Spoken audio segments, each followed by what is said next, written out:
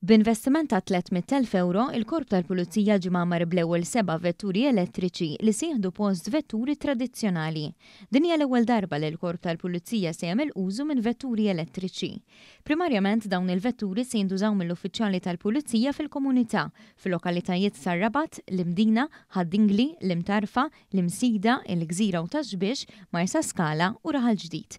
Dan biex jintlaħqu aktar komunitajiet u jsiru rondi aktar frekwenti f'żoni jusa ta' aktar sfidi. Dawn il-vetturi se jintużaw ukoll mit-taqsima tal-laboratorju forensiku, filwaqt li t-taqsima tal-klib se tissaħħaħ b'4 vetturi ġodda. L-Aġenzija Komunità Malta tat 100,000 euro lil Korp tal-Pulizija biex tkopri parti mill-investiment.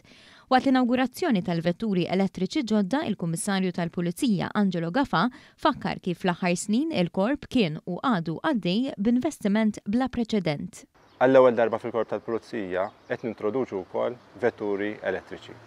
Naturalment il-Korp tal-Pulizija hija entità li topera 24 sija kuljum u ċertament li dawn il-vetturi ħajkunu qed jikkontribwixxu għal soċjetà sikura flimkien mal-komunitajiet tagħna. Il-Ministru għall-Internu s-Sigurtà Byron Camilleri tenna l-impenn tal-Ministeru li jibqa' jagħmel il-bidla lejn vetturi elettriċi li niġsu inqas u li jkomplu jagħtu servizz biex il-komunitajiet ikunu aktar siguri. Kommessi li anke fil-dipartimenti u fl-entitajiet kollha li għaw taħt dan il-Ministeru nagħmlu l-qabża lejn electric cars jew inkella l-karozzi li jħammġu inqas dan fil-waqt li nibqgħu nipprovdu l-aħjar servizz u l-aqwa servizz lill-pubbliku ġenerali.